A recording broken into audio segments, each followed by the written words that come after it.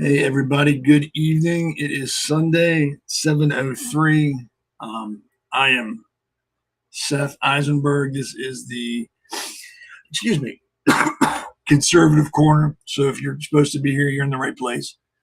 Um, oh man, I get something in my throat. If you were watching Wednesday, I apologize for all the technical issues we had. It was choppy, it was freezing, so we had to stop. But obviously, we've got it fixed now, so we are 100% good to go.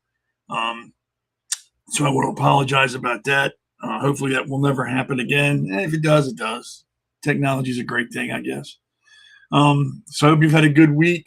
Hope you had a good weekend. It was pretty nice here. Wasn't that hot like it was normally. It's getting cloudy, probably going to rain. But hey, it's better than being 110 degrees. So I'll take the rain. But yeah, I hope you had a good weekend. Hope you're enjoying what's left of it. And hope you have an easy week. Summer's getting close to winding up. It's going by pretty quick. It always does. Never lasts. Work days last forever. Work weeks last forever. Summer vacation doesn't last very long when you're a kid or when you're on vacation from work. It goes by way too quick. But yeah, it is what it is. But yeah, enjoy what you got left. Hope it's a quick work week, like I said before. And that's that. We got a pretty big show. We had a little change to it. We're going to have a guest on the second segment. So we'll talking with him. And like I tell you who it is, you'll find out when he gets on. He's a good guy. You'll like him. I like him. So he can't be that bad if I like him. But let's get right into the breaking news. I don't know if you've read this, but I know Republicans see a scary lack of enthusiasm among core voters ahead of midterms. I know when we had our election here, the what was it, 2-3 weeks ago, only 15.6% of Republicans showed up to vote. That's pathetic.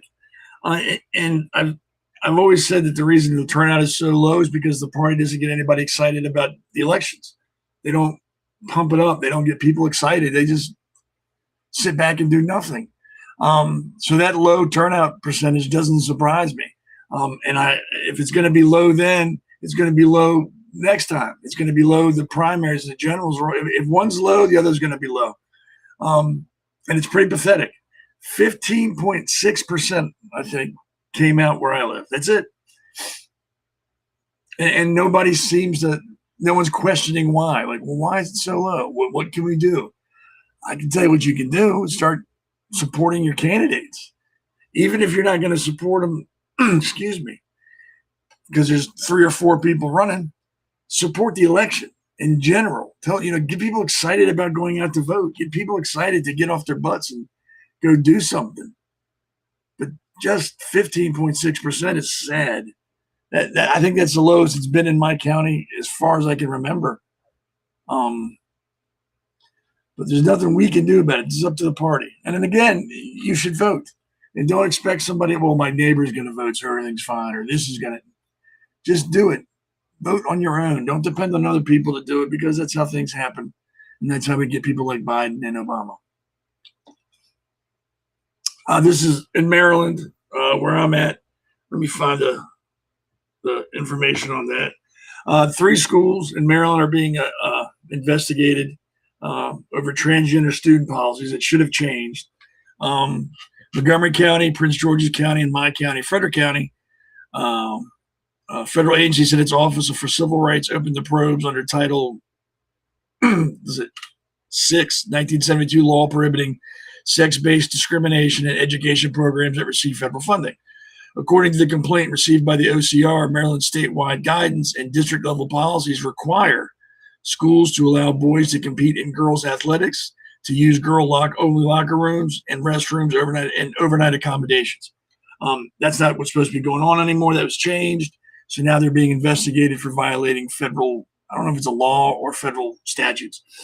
I know in Frederick County, policy 443 is a policy that dictates transgender students are allowed to act on the sex they believe they are. So if I go to school and I'm a girl at school, I can use a women's bathroom, I can use the girls' locker room, I can play on girls' sports. I think that's a little ridiculous. I think to alleviate all these issues, you should have to follow the sex on your birth certificate. There you go. End of discussion. We're not going to play this game when you're Billy at home and then you're Betty at school. That's not how it's going to work anymore. I don't think boys should be in girls' locker rooms. I don't think boys should be staying overnight with girls just because they say they're a girl. It's not fair to girls. I don't know where the feminists are, but hey, maybe this will change some directions for some other schools too. Maybe they find these people in violation of the rules, the statutes, of the laws, and they get held accountable. Maybe that'll be a wake up call for the other schools. I don't know. I doubt it because there'll always be somebody's going to sue because they don't think that there's nothing wrong with that. I don't know. I just think it's all ridiculous. And I can't remember any of this crap happening when I was in school.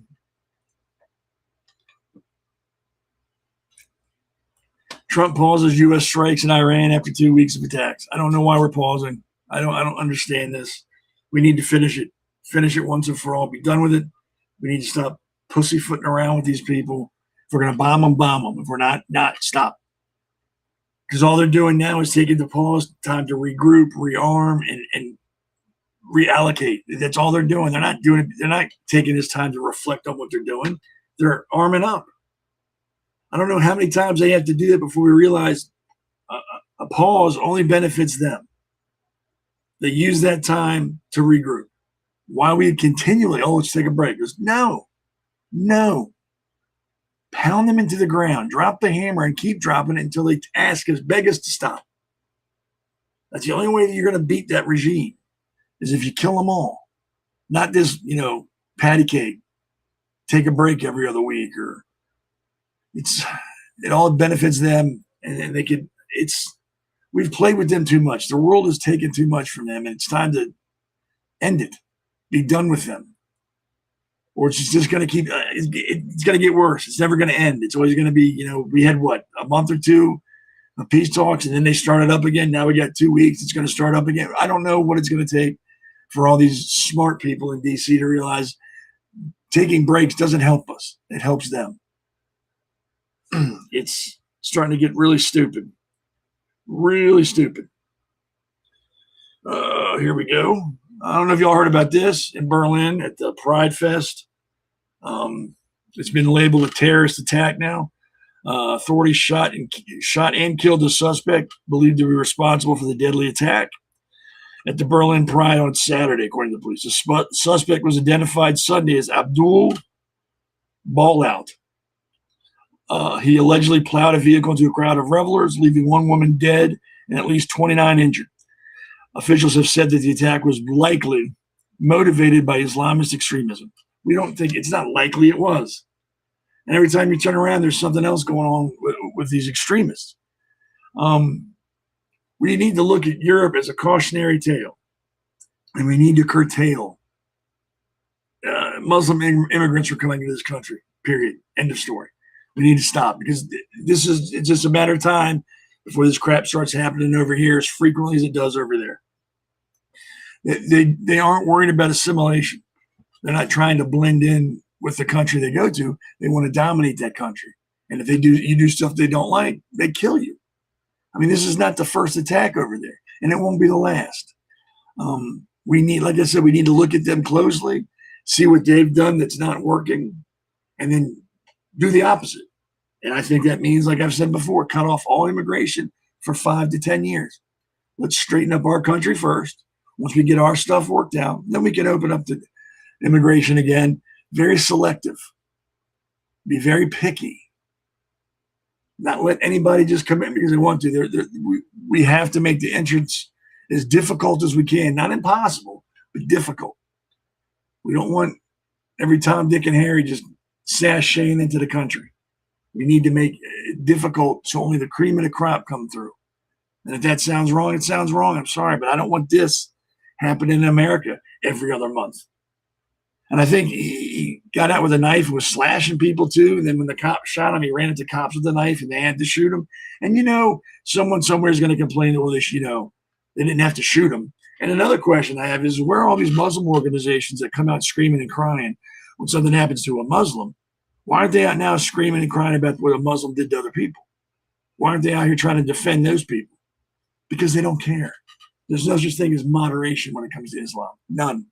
or they'd be out right now condemning what he did, and they're not.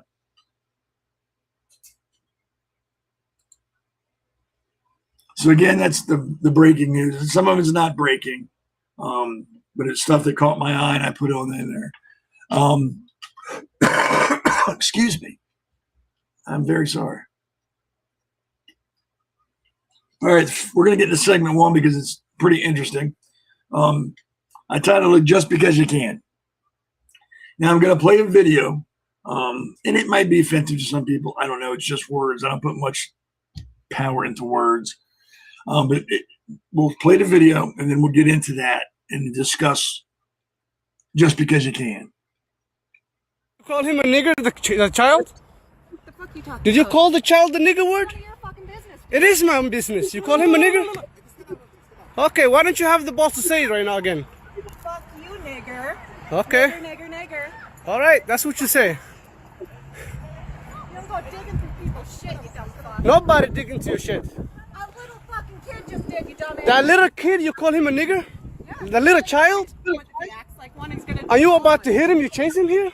He took my son's stuff. So that gives you the right to call the child, 5-year-old, a nigger, the N-word. If that's what he's gonna act That's like. what you're gonna call him. That's what he's gonna act like. You know, that's a hate speech. And you can be recorded for that. I don't give a shit. Huh. Fuck off. Okay, we'll see about that, what the internet has to say. All right, so I don't know if y'all remember that. Let me get my notes out for this. That happened a little while ago. I think a few months ago. Where is that? This was on. Where's the date? I got the date somewhere. Can't find the date. Doesn't matter. Happened this year. She called it. Apparently, this woman. Her name is Shiloh Hendricks. Called a black autistic child a racial slur last year. So it was last year. Has been found guilty of 1 count of disorderly conduct and not guilty of the other.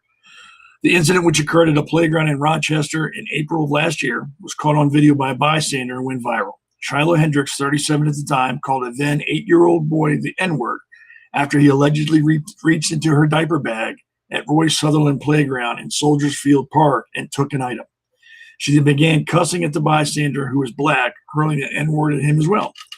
The incident prompted Rochester City Attorney Michael Spindler, Courage, to charge Hendricks with 2 counts of disorderly conduct, one involving her words and behavior towards the child, and the other involving her words and behavior towards the man who videotaped the incident. The guilty verdict was related to her behavior towards the man who videotaped the confrontation. So, number one, I don't agree with cussing at a child anyway. Like, that's just stupid. You should have got the parents and told them what was going on, let the parents handle it. But to cuss out a child is just ridiculous. I don't know who's stupider, the 8-year-old or the adult, the 37-year-old. But she wasn't found guilty of anything against the child. The video we just saw is what got her convicted. Her behavior towards the man, her words and behavior towards the man on the video. I don't know how you can get in trouble for your behavior. She wasn't threatening. She wasn't violent. She wasn't loud. She wasn't chasing after everybody. The guy was asking a question. She was answering. Now, don't get me wrong. I don't agree with what she said. Like I said, she should have found the parents and let them handle it.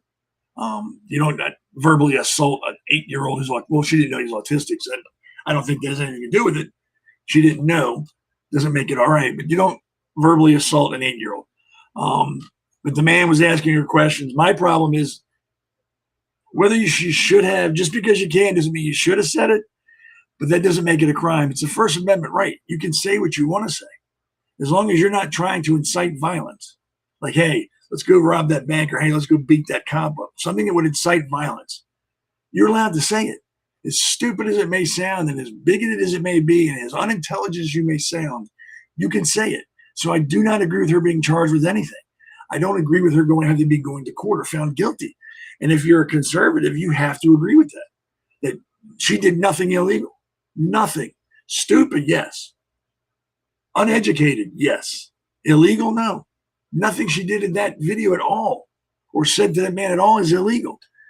And I don't know how anybody who has an IQ of a flip-flop would have found her guilty of anything. And what it was, it's all based on emotion. They heard what she said, and that was wrong. That's all that was. She also spoke out for the first time after Thursday's verdict. She said, "Hello, I hope everyone is doing well. I just got back to my sons yesterday after being away from them for several days due to my trial. It's the longest time I've ever been separated from them.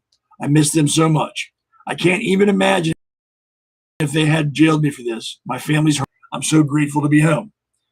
I have had an excellent team with me out through this whole thing. My husband has never left my side. Tom Hennessy was reporting the truth the whole time to keep you all updated. My lawyer, Brian Krolos, has proven to be the perfect person for the case. I also had a group of patriots serve as my security. I am so thankful for all of them. I also wanted to add I am not on social media. I have been told there is someone out there impersonating me. Don't fall for their tricks. We all know the verdict. We all know how unfair and unjust it is. This is why I will be appealing. Things are already in motion to do so. I will never stop fighting, and all of you give me such strength and hope to keep my head in the battle. I don't know what I would do without all of your support. You've all proven time and time again how great we can be when we stick together. It makes my heart happy. Thank you for staying by my side. Thank you for showing the world what we can do. Thank you for helping protect my family. Thank you for everything, Shiloh." It would have been nice if she assumed a little responsibility for what she said. I mean, you don't have to apologize. You just said what I said to the kid was wrong. I shouldn't have done it. And then going on. But she didn't even say that. I don't think people were so much standing up for her. And then again, this is my opinion. I don't think people were standing up for her so much as they're standing up for the Constitution. I think it could have been anybody. And I think people would be like, that's not illegal. It's freedom of speech. She's allowed to say that. As dumb as it is, she can say that. Again, I don't know how the judge even heard the case. Again, she wasn't threatening. She wasn't like screaming and yelling and making a scene. She was talking to the guy, and that's what she was found guilty of. I don't know. Well, I hope they do appeal it, and I'm pretty sure on appeal it's going to get overturned because that's freedom of speech. Again, I may not agree with what you say, but I'll defend it to the death. That's how it is. I mean, it cuts both ways. And just for my own personal edification, I Googled, how many times has the N-word been used in rap songs? And it can't give you an exact number, of course, but it said hundreds of thousands of times. And that's what I've never understood. You don't hear Jews walk around going, "Hey, what's up, kike?" You don't hear Catholics walk around saying, "What's up, kike?" You don't hear Italians going, "What's up, wop?" I don't understand why there's a need to use that word. And then if somebody else uses the word, it's off the hook. It's crazy. People are fighting and rioting in the streets. You can't do that. You can't. You can't say we can, but you can't. It's not how the world works. And if you're going to use it as liberally as it's used in music and movies, what do you expect to have happen? Someone else is going to say it. And you can't blame them for saying what you say. That's just me. And just, again, I did this to make sure I was right. First Amendment, Congress shall make no law respecting an establishment of religion or prohibiting the free exercise thereof, or abridging the freedom of speech or of the press, or of the right to people to peacefully to assemble and to petition the government for redress of grievances. Excuse me. She was just exercising her right. Again, stupid. I don't agree with it. Shouldn't be doing that to a child. So many other things to say, but it's not illegal. As much as we like it to be illegal, it's not. Dumb. I won't argue that. It's very dumb. It's uneducated. Let's see what the NAACP had to say. Of course, they got to pipe in because they make money off racism. At the NAACP, we have a saying, when we fight, we win. The verdict is an important step. It sends a clear message that conduct motivated by hatred and directed at vulnerable children or any person in our community has consequences and will not simply be ignored. The Rochester branch of the NAACP thanks the Jamal family for their courage in seeking justice for their child. We thank Rochester attorney Michael Spindler Cradge, prosecutor Nicholas Chabelle, and the entire city of Rochester attorney's office for their professionalism and dedication in pursuing the case. We thank the Rochester branch of the NAACP Executive Committee for their unwavering commitment through this journey. We thank the NAACP Minnesota-Dakota Area State Conference for its guidance when it was needed most. And lastly, we thank Rochester community members and people from across the country and around the world who reached out to us and stood with us in our efforts to fight for justice and support this family. Throughout this process, our focus has never been one individual. Our focus has been on a child who deserved dignity, a family that deserved justice, and a community that deserves to live free from hatred and discrimination. President of the Rochester branch of the NAACP, Wally Elgabidi. I probably butchered that name. I've never cared what the NAACP has to say about anything. I don't. They're a racist organization that gets paid on racism. So if they can't find racism, they don't get paid. So they will drum it up whenever they can find it. Like the Reverend Al Sharpton, another mental midget who can't even pay his goddamn taxes, but he's got something to say about everybody else around him. I don't know how he's a reverend. I don't know how he got that title. So again, the NAACP, nobody here is taking any accountability for anything. Hendricks hasn't taken accountability for being stupid. This family here hasn't taken any accountability for their son going into somebody else's personal belongings and taking something. Nobody's accountable for anything. It's ridiculous. So that's just how it goes. But yeah, it's not illegal. I don't know what justice they're seeking. What justice? What? Gonna wash her mouth out with soap? I mean, what happened? What damage was done to anybody at all? Maybe the kid got scared. Okay, he'll get over it. She caught flack from everybody who saw the video, so that was her punishment. I mean, she made what? A couple $100,000 on GoFundMe, which is probably going to lawyers' fees and all that. But then if people complain about that, well, you got the guy that killed Austin Metcalf, got almost $1 million from the GoFundMe. So you can't complain about that. There was nothing, there was no law broken. None. I don't understand what it all boils down to feelings. Someone got their feelings hurt. So they sued. And then you have these people who are lawyers that should have known better and said, look, there's no crime here. Unfortunately, there's no crime. We can't prosecute anyone. What are we going to prosecute? She said a bad word? I mean, maybe if there's more to the story, like she was throwing things at the kid or she was screaming and yelling at people and making a scene, okay, then you charge her for disorderly conduct. But you can't charge her for her behavior or the words she used. You can't charge her for that. That's ridiculous. That's where I have the problem. Because what's next? Someone calls you stupid? They can sue you for that. Well, my son's, he's special. You call him stupid. Now we're going to sue you for that. I mean, people laugh when you say it's a slippery slope, but it is. Where does it stop? When does everything become illegal? Call someone dumb. Call someone retarded. Call someone gay. When does that become illegal? When do I got to start worrying about what I say in public because I don't want to get sued or arrested like they do in England for stuff people put on social media? They arrest people. People need to toughen up. Again, this whole situation was mishandled. Mom, Shiloh should, or Miss Hendricks should have gone to the family. What was her name? The Jahals or something like that. Yeah, the Jamal family should have found the mom, said, hey, look, your son just went through my bag, took something I needed back. Can you get it? Would have been handled fine.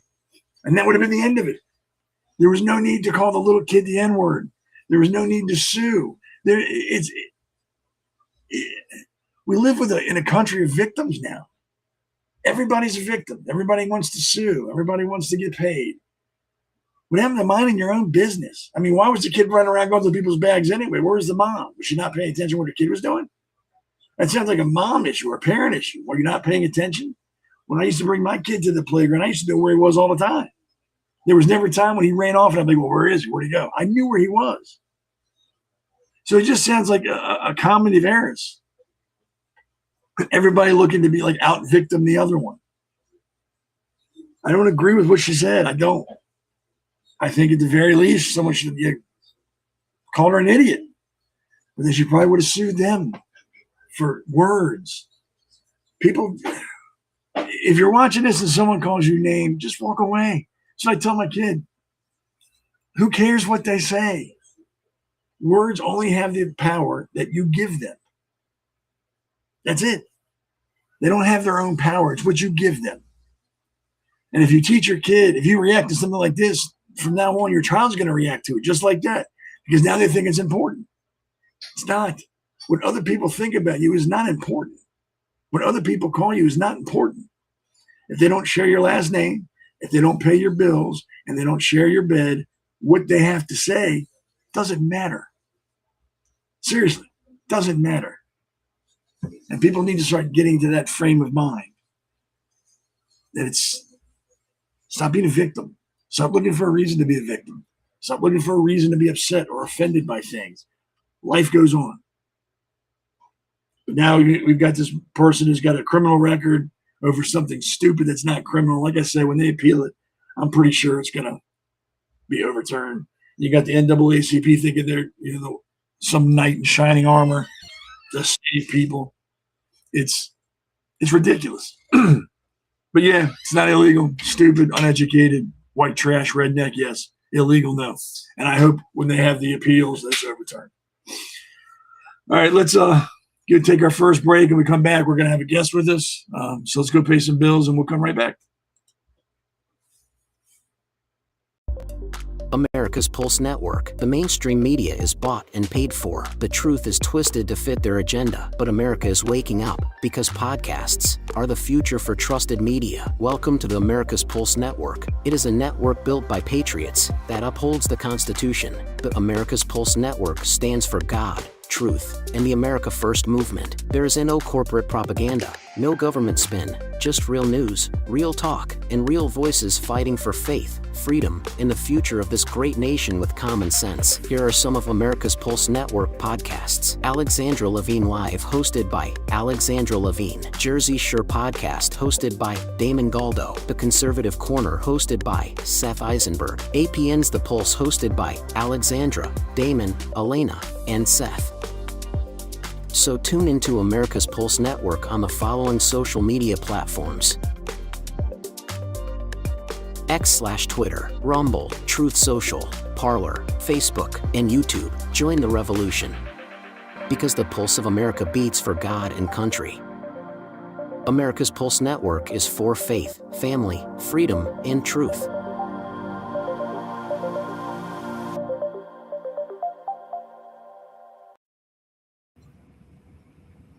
Hey, welcome back. Hey, Got Seth, Damon Galdo with us. How are you, man? Busy, tired. A lot of stuff going on here. Oh, I imagine. If everybody doesn't know, that's Damon Galdo. If you can't read that sign behind him, you've got some issues. He's running for Congress in District 1 in New Jersey.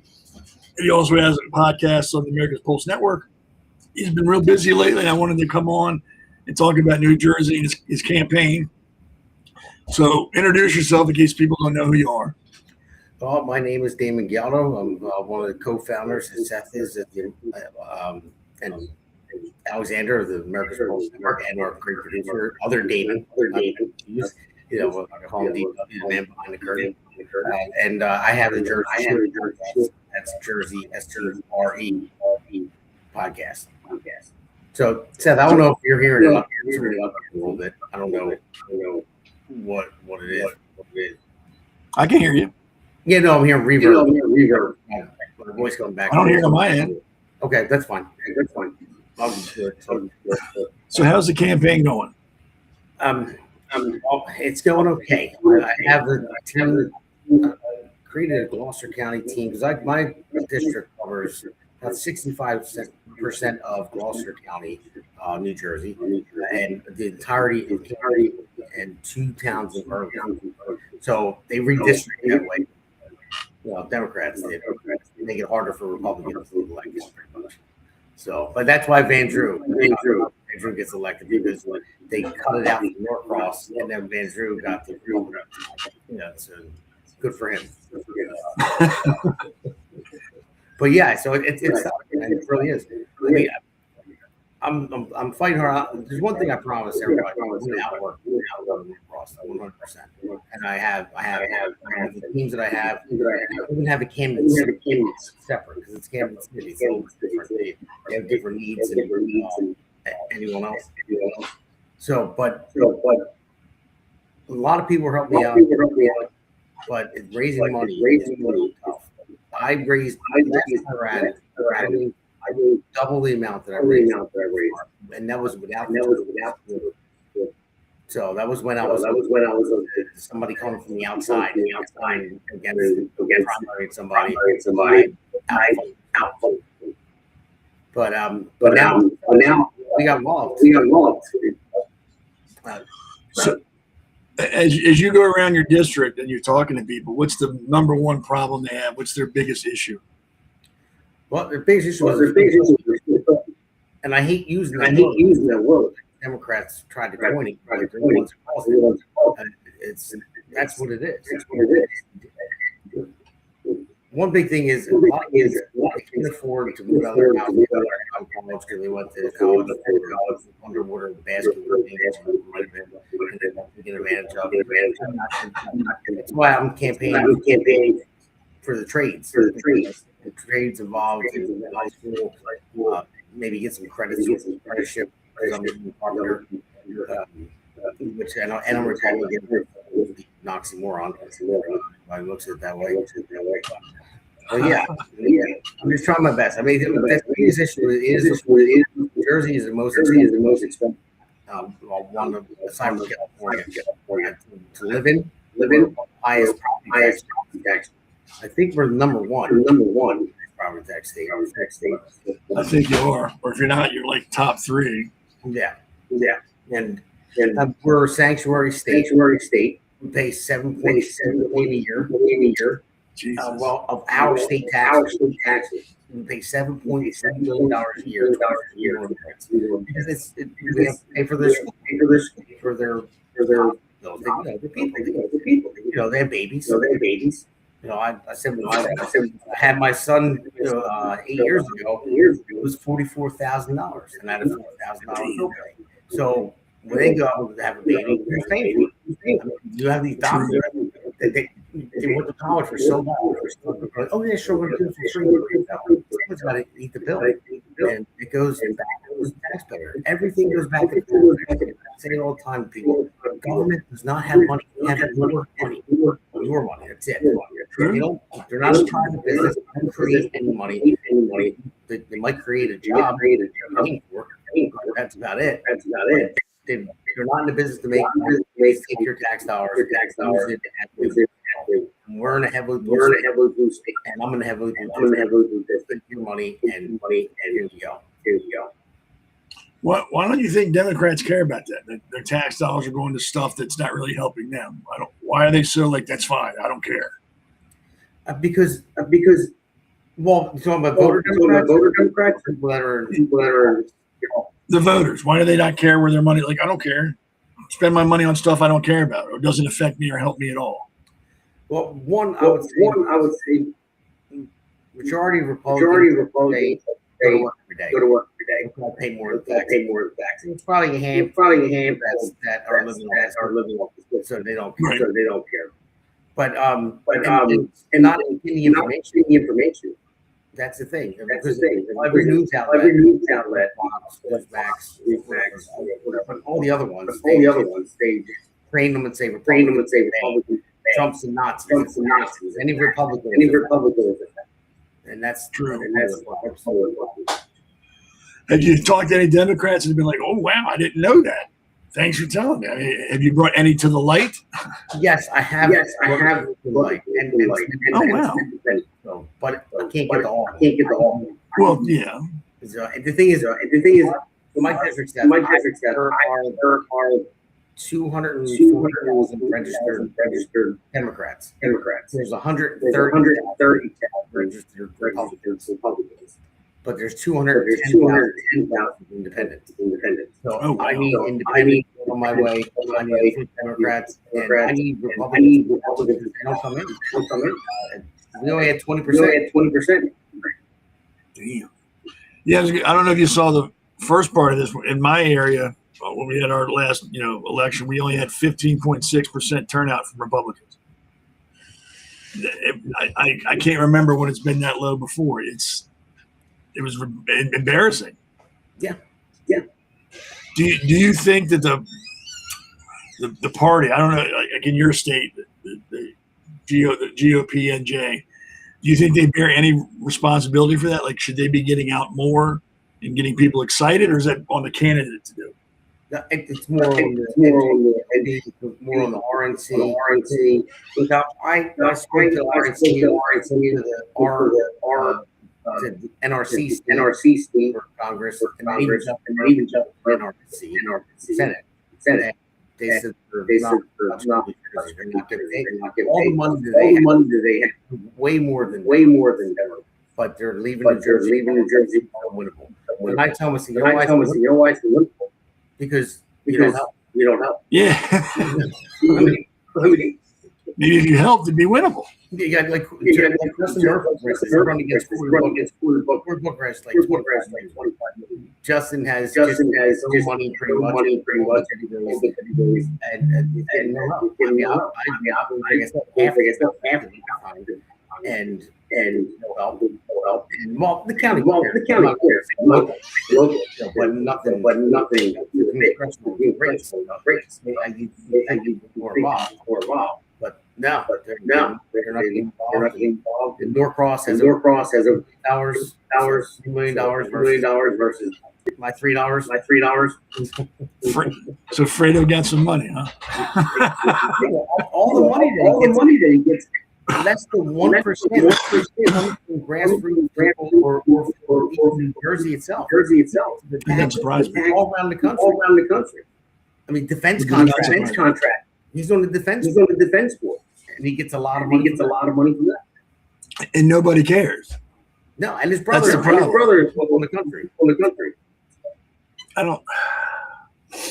So I know you said so in relation, because I don't know the layout. So District 1 in relation to Jersey, is that the middle, bottom, or top? So north, middle, or south?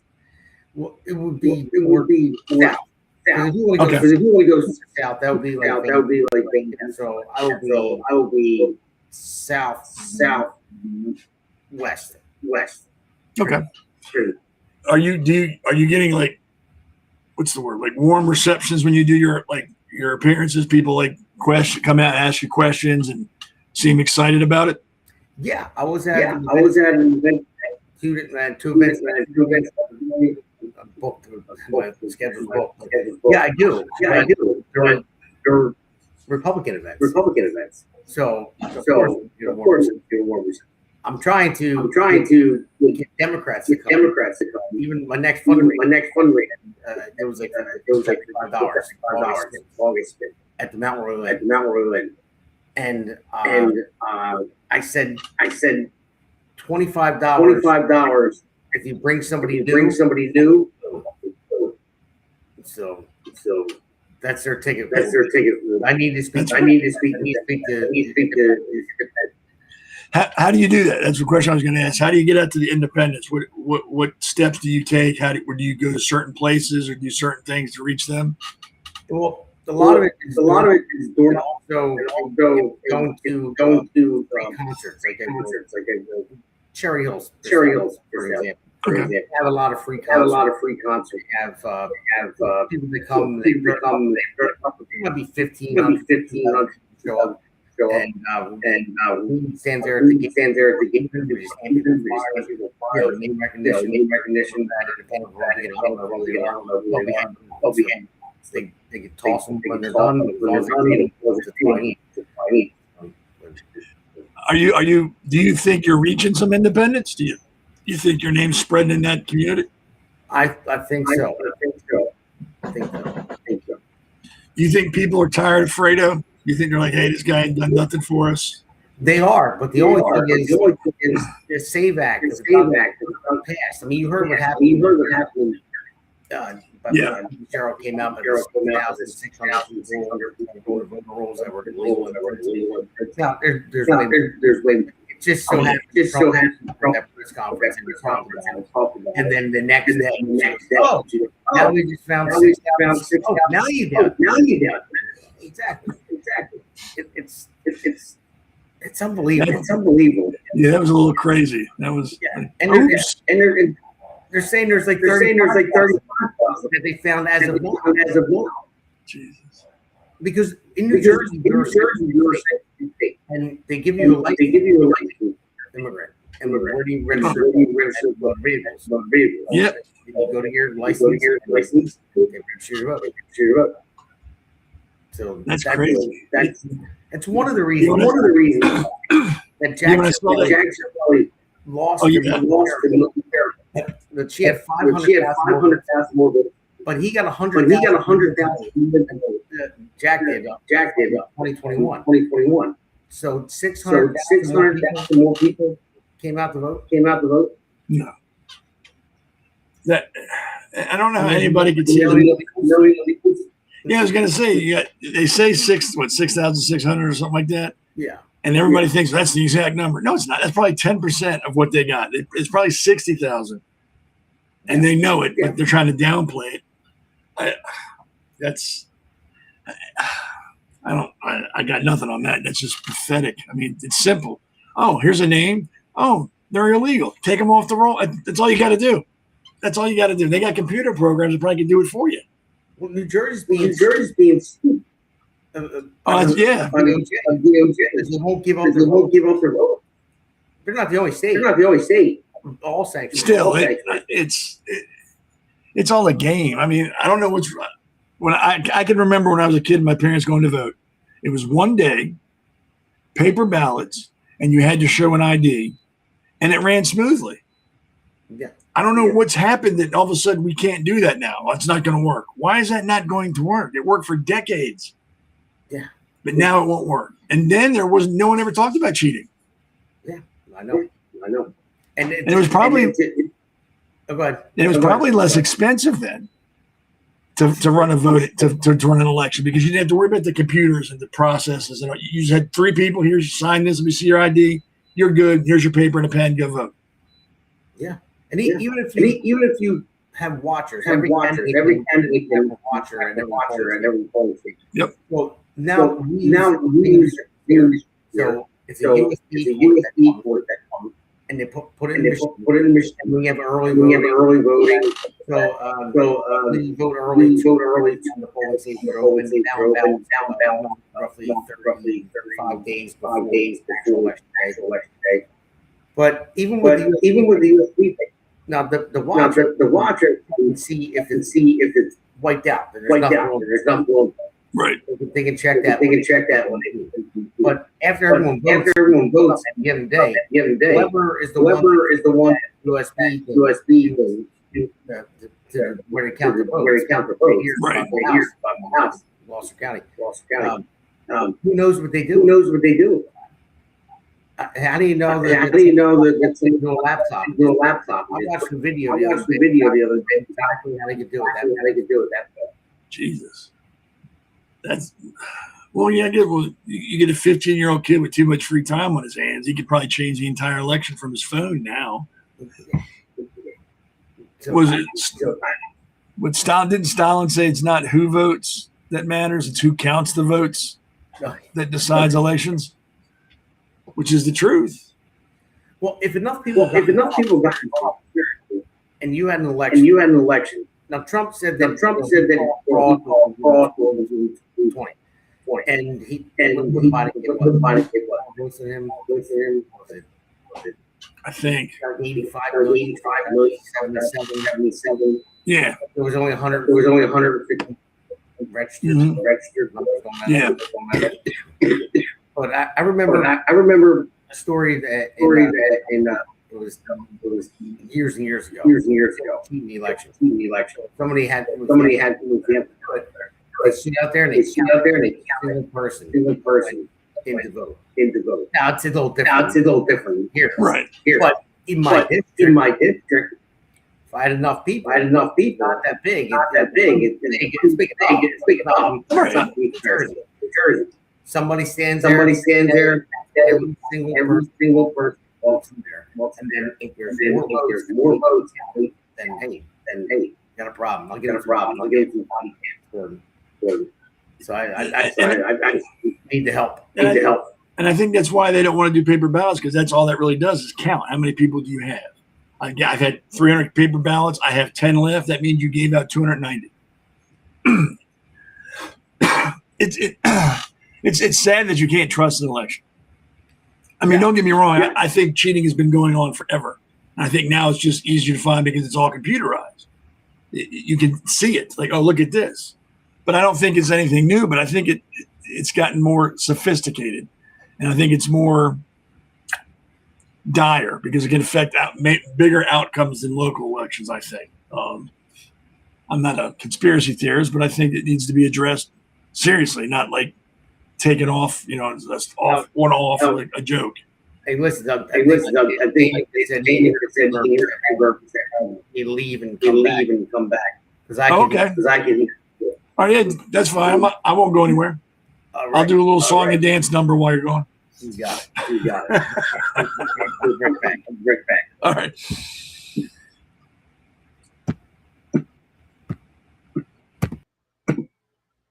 So that's Damon Galdo. He's going to reboot, come back. Apparently there's some feedback. I can't hear it on my end. Maybe I'm just stone deaf, but I didn't hear it. So he'll be back.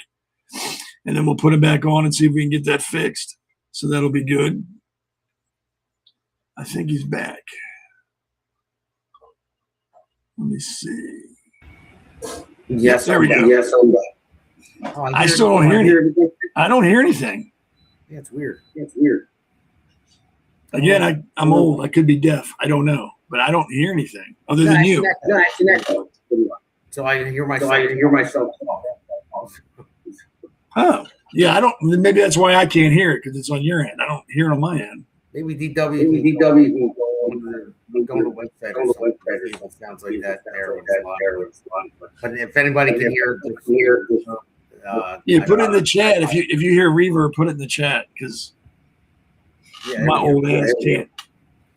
All right, so what is gonna when you get elected in your first 100 days? What do you want to address? What is it your pet project will be? What is your focus going to be? Well, the first thing we're going to do is cut government spending. We need as running for Congress. Best government is good government. So it's kind of like you run for office because you want less government. Well, I'm running because I want less, and because they need to get out of here. And I want to student loans too. It's a big problem. I wrote a whole when BJ started government school loans back in the day, and then Bill Clinton pushed it forward more still the deal to where I can go for the rest of my life. To apply, I could take out the next one and just keep going to college, and then never have to pay it back. And that's the thing. Where the bank to assess the risk. What are you going to college for? You're not going. Are you going theory? Underwater basket weaving? No, you're not going to pass. But when they change it, then the government comes very much reaches in your pocket, takes your money. You're lending this kid school for he's never going to get a job. Right. And he find lie to him, and they say you're this much in debt. And now you can't buy it. You can't have the money to pay. I mean, it's a huge. I agree. Yeah, and look at the amount of graph on one day. If you look at how much the college prices, it's the graph is like this inflation, and then college goes like this. Oh yeah. Like this. Because as soon as they go, they start charging more and more. Yeah, I mean, what? Especially when they know they're going to get paid back. Like we got nothing. We can charge $500,000. We know we're getting paid. Doesn't matter. I think that's a big issue. Yeah, because like you said, you go to college, take underwater basket weaving, you end up pouring coffee at Starbucks. Yeah. And you get the student loan now. That's and then they hate him. Yeah, they're doctor. They didn't went to college. I know socialism, something that, and the other. Made a bad choice. I spent $500,000 to get my degree in lesbian dance theory, and I can't get a job. Damn capitalism. And I agree with you on the trade school. I agree with you. I think that should be pushed just as much as college. Yeah. If not a little bit more. I mean, you don't come out of trade school with a debt. They help you find jobs once you graduate. I think the debt you like 30, 40 grand from going to a trade school as opposed to $300,000-$400,000 from college. Those jobs are always in demand. People will always need a mason or a plumber, or an electrician, or a carpenter. Always will need that. Someone that can do lesbian dance. Yeah, you will always have a job. Always. There will always be a need for you. And I think the same thing with like medical, like nurses. They always need nurses. Firefighters and police. I think those are jobs that will always be needed. Like you said, when you get into lesbian dance theory, not so much. I mean, well, Starbucks is always hiring, but you won't work in lesbian dance theater. So when I ran for office way back in 2018, of course, much lower station, just Board of Education, I ran into some very interesting people. What has been the most interesting conversation you've had with somebody while you're campaigning? What, like, anyone ever caught you off guard with something like, whoa, what? Well, let me think about it. There's been quite a few. The most one. I'll say my buddy Butcher. Want to work Kamala Harris. And I'm like, are you kidding me? That was probably the most interesting. I'm like, how she does. She's going to do. She's not Trump. Yeah, that's a great reason. Yeah, okay. Can you come up with anything else? What are her policies? She hates Trump. Yeah. He's like, he's not Trump. Okay. Ruin the country by voting for somebody. But that was what. And even when I'm getting my petition about is the same thing. I have Numenor, so I don't. Republican House. We needed them to sign about. We talk about this. We need that. Which is crazy. Yeah. So I know it's Republican, and they asked me, "You a MAGA Republican? You a Republican? I'm a Republican." They said, "What is making America great?" I don't know. Why ask? Who do you vote for? I felt like telling none of your business. Yeah, it's none of your business. But I still like you're Republican. I'm going. Just saying. Me asking who voted for. I said, don't tell me. And they're like, I'm not signing the petition. You're not a Republican. So, like they think no. Or hang do it. He happens to be the president. That's I got. Yeah, when people ask me who I voted for and I tell them Trump, they'll go, you bootlicker. I was like, dude, just because I voted for him does not mean I agree with him 100% of the time. Not at all. It just means that I thought he would do better for me than the person he's running against. That's all that means. Doesn't mean I'm like, ooh, worshiping at the church of Trump. I agree with the man like 90% of the time. Yeah. There's still that 10% where I'm like, no, dude, I don't like with this Iran thing. I'm not on board with him. No, this either finish it or get out. Stop half-stepping. That's the midterm. I know. I can imagine. So how do you approach somebody that says, well, you voted for Trump, you're not, you're not my guy. I can't trust you or whatever. How do you approach that? I say my name is. Never met him. I had two options. I had Kamala Harris, who's a crazy sailor. Well, unintended. But yeah, and then I had Trump. Who am I going to vote for? It's going to be Kamala. I mean, what else? Not vote at all. You would think that's what they want you to do. Yeah, I know a lot of people did for that reason. It's like, vote. Or get out in the primary. Because 20% came out in the primary. In New Jersey, anyway. 20%. So don't complain anybody else. I'd be willing. If you got out in the primary, you actually like. You didn't. It said someone else that you didn't like. And then you don't vote. In the general. Yeah. You would think it'd be easy to make like, I can understand that. That makes sense to me. But a lot of people, like you said, hate Trump. That's all that matters. Yeah, it doesn't make any sense to me. I didn't land here. In airport. I'm a carpenter. It's struggling to pay my bill in New Jersey. I'm trying to make it different for my children. I know all about that, man. Trust me. I'm in that boat right now. Yeah. So before I let you go, because I don't want to, I'm sure you're exhausted, want to rest. Take 2 minutes and give your stump speech. Give your elevator speech. All right. Well, listen. Again, my name is and I'm not a group. I've never been elected. Local committee. That's just helps out. That's politics.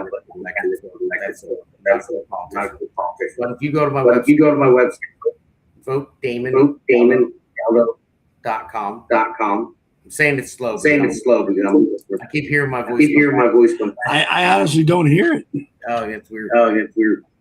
But and I don't need but you guys can afford an hour, $5 will help out. Corrupt factory. Well, I can't really say. I think they are related for council. We're not defeated. But it's something there. So I'm not accusing them. Correct. You're indicted. There's something there. But other than the jury's it's SURE. I won't be on the next couple of months. I mean, when I can make it, I will make it. On Mondays at 8:00. I will not be on the because I have to go to. But I will. And I thank Seth for that because I had a little bit of time. Are you going to post where people can come see you at? Like if these appearances you're making, you're going to make a post like, "Hey, I'm going to be here this date, and this date." Yeah. If you go on my Facebook page, it's MJ Congress. Elena is handling it. And if I don't get her, all these kill me. And get her events because she didn't tell about it. I would have posted her. Sorry, I've been busy. So, but now she's on the team. She can see them all. But don't make her mad. Yeah, no. I don't. Yeah. Looks like she can be scary when she's mad. She's like, I made all. We talked about this. The ring light. I said, I just time. And then I make videos. No. We can. I can see her doing that too. Get to work. But she's awesome though. Yeah, I like her. She's a good egg. Well, thanks, Damon, for hanging out. Whenever you want to come back on, let me know. We'll make time for you, of course. Good luck with the campaign. When is the election? When's the election date? November 3rd. November 3rd. And like he said, in case you didn't hear him or you weren't paying attention, send him money. Running a campaign is not easy. It's not expensive, or it's very expensive. It's not easy. And the higher you get up in the food chain, like Congress, it becomes more and more expensive. 5, 10, 15, 20, whatever you can send him, send him. And I would give it directly to him or his treasurer. I personally wouldn't go through the party just because I've had bad experiences. I'd give it right to him so I know it got to him. Don't go through the party. There you go. Don't go to the party. Get it to him. And I'm sure if you go, vote DamonGaldo.com. I'm sure there's a way to send him money. Go there, do that. If you don't have money, give him time. Go door knocking for him or with him. Anything you can do to help. I mean, he's got an uphill battle. It's not impossible. He can win, but he's going to need help. He can't do it all himself. And if you don't support him, you don't help him, you don't give him money, you don't spread the word, and then Fredo wins again, you cannot complain. You have nothing to say because you did nothing to help. So you've lost your voice. So help him. Help him and help Justin Murphy. Get both of these guys in because Jersey needs them. If you don't think they do, you're crazy. You're nuts. Jersey's or Maryland's becoming like Jersey because Jersey's a little worse than Maryland. Not by much, but just enough to where Maryland's trying to catch up. So help them. Send him money. Send him whatever you can. Seriously, I'm not being funny. I'm being serious. He needs money. Everybody who's running needs money. And always support the most conservative candidate you can find. And that's right there. Damon Galdo is the most conservative candidate you're going to find. All right, well, Seth. Thank you very much. Time. So Whatever, Hammer. I better go do some. Before I'm gonna call through. Videos. Don't throw me under the bus. All right, man. I'll talk to you later, boss. You have a good one. You got it. Thank you, Seth. You're welcome, man. Right.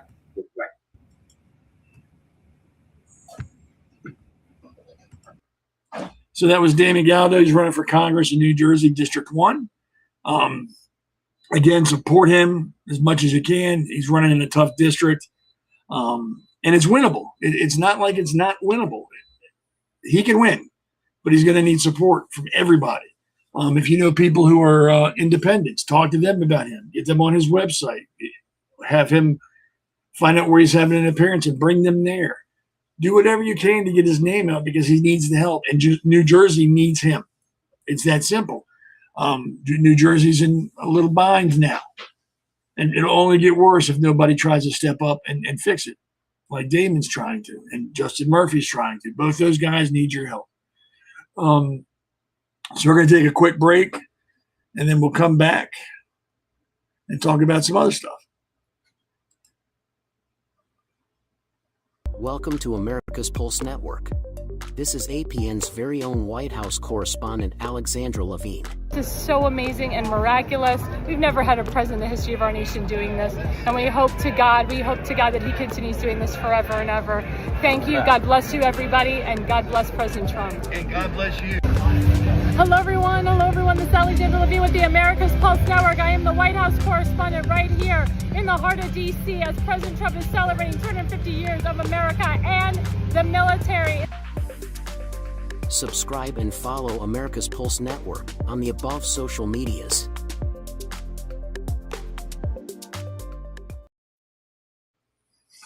So yeah, there's Alexandra Levine. She's our White House correspondent. She also has her own show, All In with Alexandra. Of course, you just heard Damon say he's got his podcast at Jersey Shore.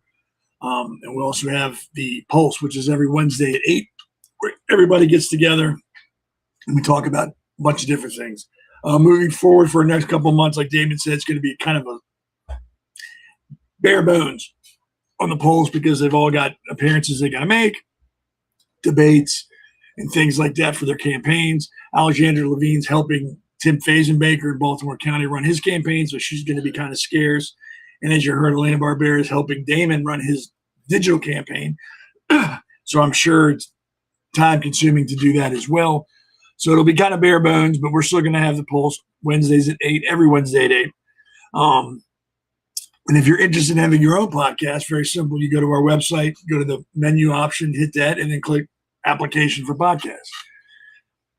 And it's fun. I mean, it's definitely difficult sometimes, but it's worth it. You get to connect with people and talk with people, answer some questions when people participate, things like that. It's neat. It's a good time. I like doing it.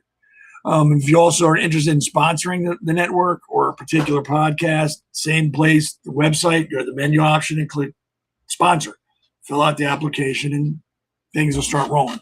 It's not cheap running a network, even here on Rumble and Facebook and X. It's not cheap. It's very expensive. So think about it, and that's what you want to do. Jump on in. If you want your own podcast, same thing. Jump on in. We've got the Jersey Shore, All In, The Pulse, Conservative Corner, New Jersey State House Watch. We've got good programs and good podcasters, but we're always looking for more. So again, if you're interested, get in touch with the network, and we will definitely take care of you. So we kind of jumped a segment to have Damon on, which is fine. I'm not worried about that. We can do that another time. So we're going to do the crazy news, the weird stuff that's going on around us, and stuff that made me chuckle, or whatever you want to call it. So let's go to the first one we got here. There we go. Yeah, this is ridiculous. This is from July 4th, so it's not that new, but I don't understand why anybody would care about this. It's just the hot dog eating contest. First world problems, you know. The crowds gathered in the sweltering heat Saturday to celebrate the United States' 250th birthday by choking down 66 hot dogs in 10 minutes. Joey Jaws Chestnut defended his World Hot Dog Eating Championship on Coney Island. Really? Why does anybody celebrate this? The guy sucked down a bunch of wieners. I don't even understand how does your stomach hold 64 hot dogs? And they're Nathan's dogs. And Nathan's dogs aren't like the little ballpark Franks. They're pretty big. They're like bun length. So they're pretty big. Plus you got to eat the bun. So where do you put 64 hot dog buns and 64 hot dogs? Saturday marked the 18th time Chestnut, who's 42, won the so-called mustard belt in just 21 appearances at the internationally televised Nathan's famous 4th of July hot dog eating contest. He beat out 13 other people who came from around the country and world, trekking in from as far as the Czech Republic, Australia, and South Korea. 66 hot dogs in 10 minutes. Mickey Sudo defended her title as in the women's division. Doesn't say how many wieners she sucked down, but I'm sure it was probably something staggering and disgusting. So, yeah, he ate 66 hot dogs. Was there 8 in a pack? So that's what? 10 and a half packs in 10 minutes. That's disgusting. That's disgusting. I'm gagging right now thinking about that. This is a pretty cool story. Everybody knows who these dogs are. St. Bernards. At the Great St. Bernard Pass, high in the Swiss Alps, these dogs still walk the same paths that they did hundreds of years ago. It's like a living museum now. St. Bernards, with the little barrel with the brandy and the medical stuff in case someone trying to cross the Alps got hurt, the dogs found them. They've been doing it since, it says in here, hundreds of years to find travelers buried beneath the snow. Let's find this. Since the mid-17th century, these dogs have been patrolling the St. Bernard Pass. That's pretty cool. I always thought that was just like BS, but no, it's true. They save lives and dig people out of avalanches, and they're big dogs. I don't know if you've ever seen a St. Bernard up close and personal, but they are massive dogs. They got like a bucket head. I mean, you can look at the picture at their paws; they're massive. It's life-saving dogs. It's also like Newfoundlands. I don't know if you know anything about Newfoundlands, but they're used as lifeguards in Newfoundland. They will pull people out of the water. They'll jump from helicopters into the water to save people. And again, those are massive dogs. That's what I grew up with was Newfoundlands. Loved it. I think it's, in my opinion, that is the absolute best breed of dog in the world. They eat like a human. And they're big. I think ours is like 160, 170 pounds, but friendly as hell, and very, very, very loyal to their family. And they're not aggressive at all. I've never saw my Newfie ever growl or snap or be nasty to anybody, even other dogs. They're great around kids. I think the dog in Peter Pan, Nana, was a Newfoundland. And then there's a poem by, what's the poem? I can't remember. I'll remember in a second. There's a poem about a Newfoundland. So, yeah, they're great dogs, and so are the St. Bernards. I just thought that was interesting that they're still doing that in this time and age and time. It's pretty cool. This is pretty weird.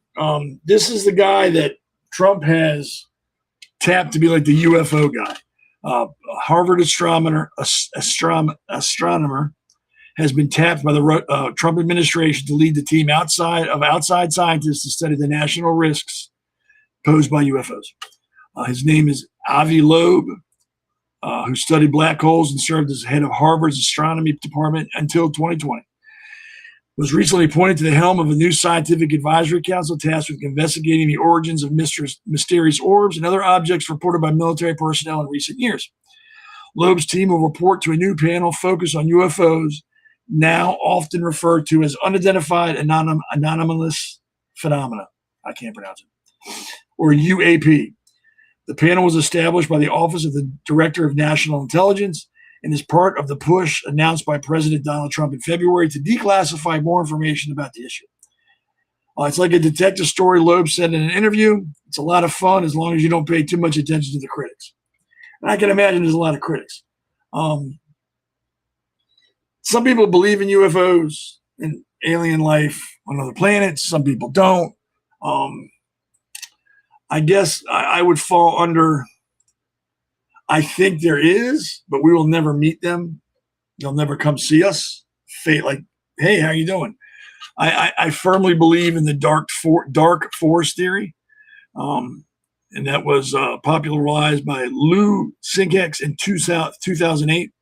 What it means is every civilization's primary and overriding goal is to stay alive and continue existing. Makes sense? Matter and energy in the universe are limited, meaning different civilizations may eventually compete for the same living space.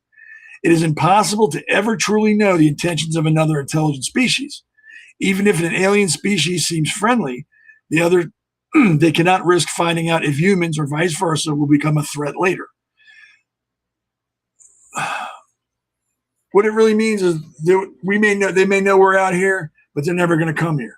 And we're never going to go there because we don't know if they're going to be violent and try to take over the world. It's like hunters moving through a dark forest, hiding behind trees, hoping not to be seen by the other hunters because they don't want to get shot because they don't know what their intentions are. That's what I think. We don't know what their intentions are, and maybe it's best we don't make contact. And the other civilizations may think the same way. Hey, maybe it's best we don't go out there and start messing with people because they could be gigantic jerks and just kick our ass.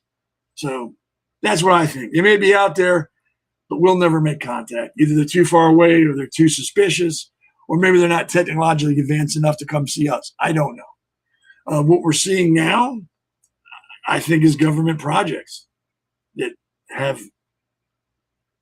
gotten to where they need to go out and test them.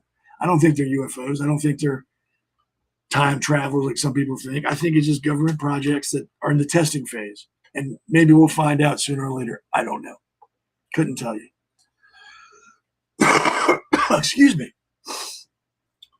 So, like I said, we skipped a segment, and we'll bring that up next time. I enjoyed talking with Damon, so that's fine. If we didn't get to it, I don't care. It's more important to talk with him and get his name out there and help him get elected. So, again, thanks, Damon, for coming on. It was fun. He's a good guy. I like him. I met him once, drove to Jersey for an election evening appearance for, I can't remember for who, but it was in New Jersey. And I had fun. Met both Damons. It was a good time. I have to do that again soon for another election or something. Who knows? But just to go hang out with the guys is always good. So we're about that time where we wrap things up a little early, which is fine. So again, remember we have Jersey Shore, the Pulse, New Jersey State House Watch, All In, And then I have the conservative corner the last Sunday of every month.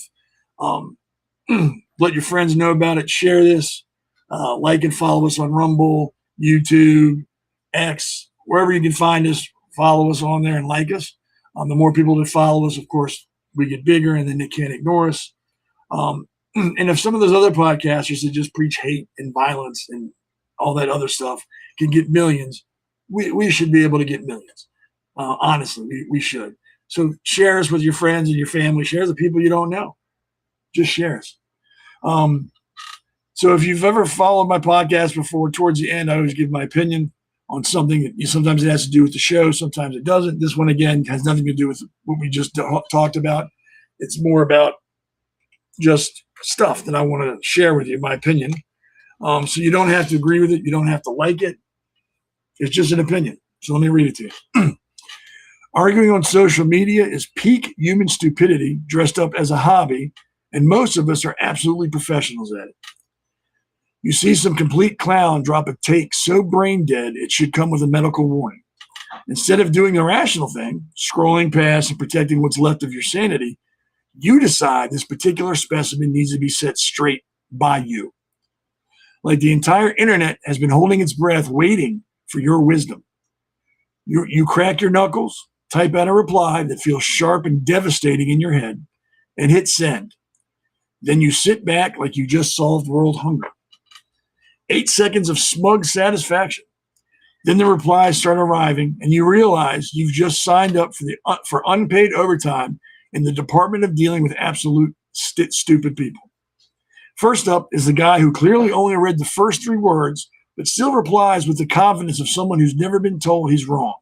Source, he demands, as if he's chairing a UN inquiry instead of arguing from the toilet he's sitting on. You give him a source. He ignores it and posts a meme.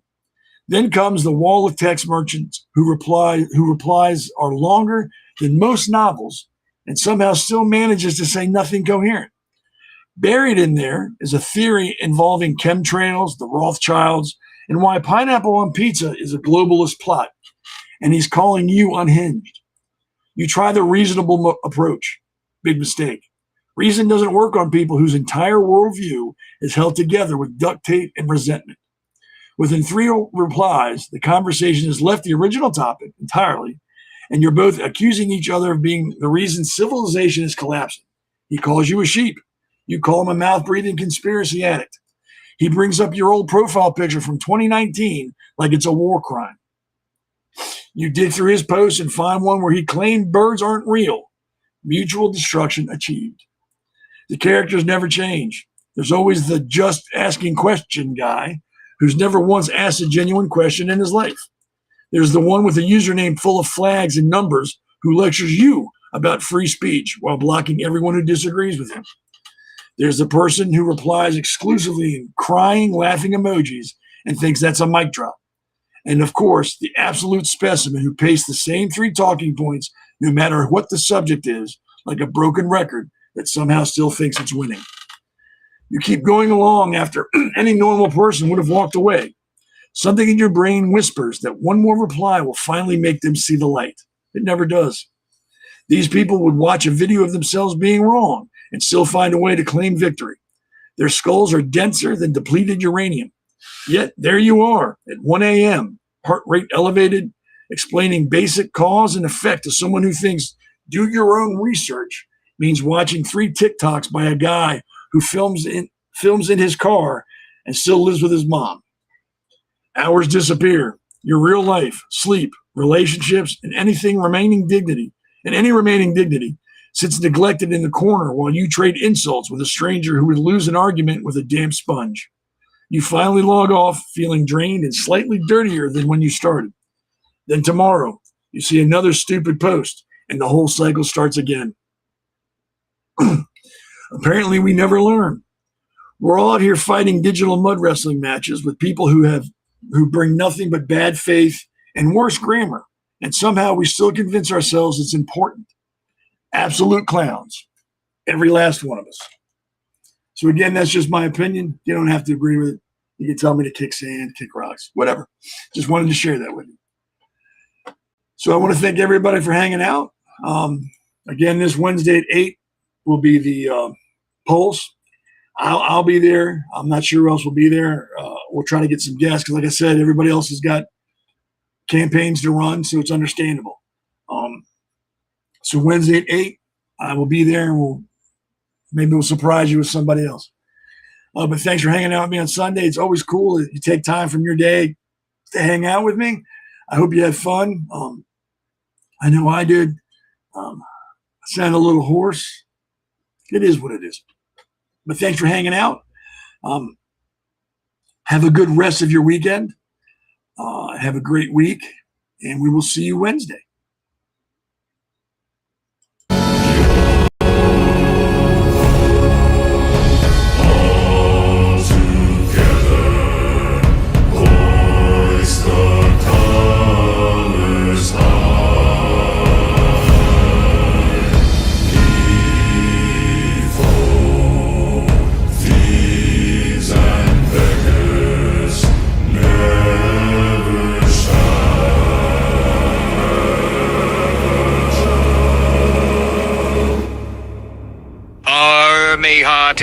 You've just weathered another bold voyage through the stormy seas of truth with the Conservative Corner podcast. Hoist your sails high and keep plundering the treasures of liberty, family values, and unyielding freedom. The winds of tyranny may howl fierce and furious, but true conservative buccaneers like you never surrender the ship. Stay fierce, stand fast, and chart your course for a stronger tomorrow. Fair winds and following seas. Until next time. Don't forget to like, follow, and subscribe.